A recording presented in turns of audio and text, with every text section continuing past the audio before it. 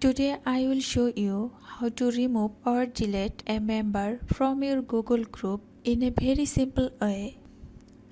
First, open your browser and go to Google Groups.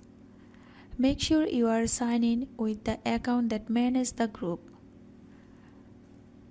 Then tap on the three lines at the left corner and select your Google Groups.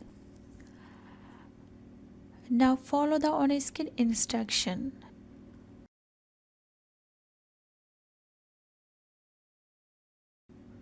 Next, tap on Members. From the list, tap on the member you want to remove.